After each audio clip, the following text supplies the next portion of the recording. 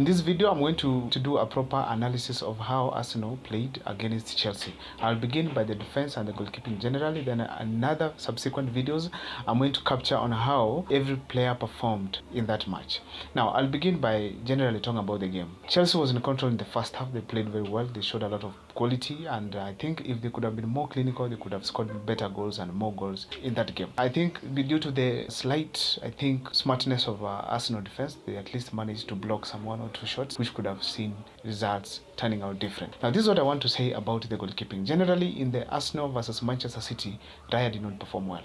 And one thing that we expected once Raya came to Arsenal to compete with Ramsdale, Arteta was going to consider performance per game to determine which player is going to play, because Ramsdale did not really as such disappoint us in last season. So this season he didn't prove to us that it was bad. Arteta brought in Raya to bring in competition that could have improved both of these players. But what we've seen from the previous game, Manchester City versus Arsenal, we realized that Raya did not perform well, and again, despite of that, we expected him to be substituted in this game, but despite of that, he was still given time to play and Ramsdale benched. Now, I want to say that the mistakes Raya committed in Arsenal versus Manchester City were repeated in Arsenal versus Chelsea again. With this kind of proof inconsistency and mistakes is what we need to really avoid as Arsenal. We want to see the manager substituting players to allow those who are on the bench also to get time and play, especially when those in the first 11 make mistakes. Now, Ramsdale could have come in this derby. Why? Ramsdale has that DNA of the derby in EPL. We have seen him in most of the derbies we had last season, how enthusiastic he was, how motivated he was, how he could motivate the defense. But Raya was a bit quiet, and we saw some form of reluctance in the defense, which could have costed us a lot. Now, Raya must be benched, and Raya must be told to correct on the areas that he is likely to cost us. Now, before I proceed again to the next part of the defense, I want to talk about Raya again, that Raya has to ensure that his passing has improved, because we've seen, like yesterday, he did not read the environment. He was not so much under pressure, but still made a wrong pass that could have cost us. And if that goal was to be scored by Palmer, meaning that Arsenal was to lose the 3 points yesterday. But thanks to him again, he made an effort to recover the ball, which of course was luck. Now, going to the defense aspect, our defense generally was reluctant. What did I see from the defense? I realized that despite the quality we have, despite blocking most of the shots, Arsenal gave the opponents the chance to make shots. Look at Palmer.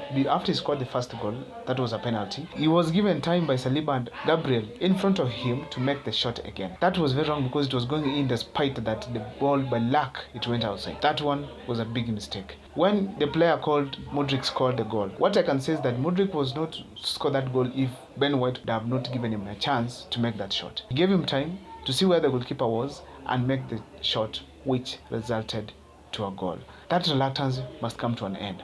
Now, the reluctance in Arsenal defense cannot really be told whether it was because of the international break or maybe the players were just reluctant in that game. What I can say is that it's maybe a tactic that Arteta is trying to use, which I personally want to go against. But if it's not a tactic, then the Arsenal players must wake up. If they want to win any of these cups, trophies this time around, they must wake up. Now, when you look at the way they were approaching the players, I realized that generally they were so tired. Don't know what they did, but they were so tired. Now, look at the ball that brought the penalty. You know, the positioning of Saliba was very poor, because Mudryk was right in front of him, which means he had already gotten the ball before him. And were it not for that hand, it was still supposed to be a goal, because Mudryk had already hit that ball and it was heading inside. Generally, the positioning of the defender, that's Saliba, it was not nice, and I think that has to change. Now, going to the other players like Zinchenko looked tired, but generally I want to say it was his best. It's only that the pace that was at his wing could not allow him to progress that much the midfield. That resulted to him being overpowered by Raheem Sterling. So he could not really effectively use his tactics to change the game. But we have to understand that Zinchenko does not have the pace and the strength like Saliba. So when Saliba came in, he could easily manage this player and of course get his time also to get in the midfield. And that is what we need. We need to understand that Zinchenko has some weaknesses. One of them is the pace and strength.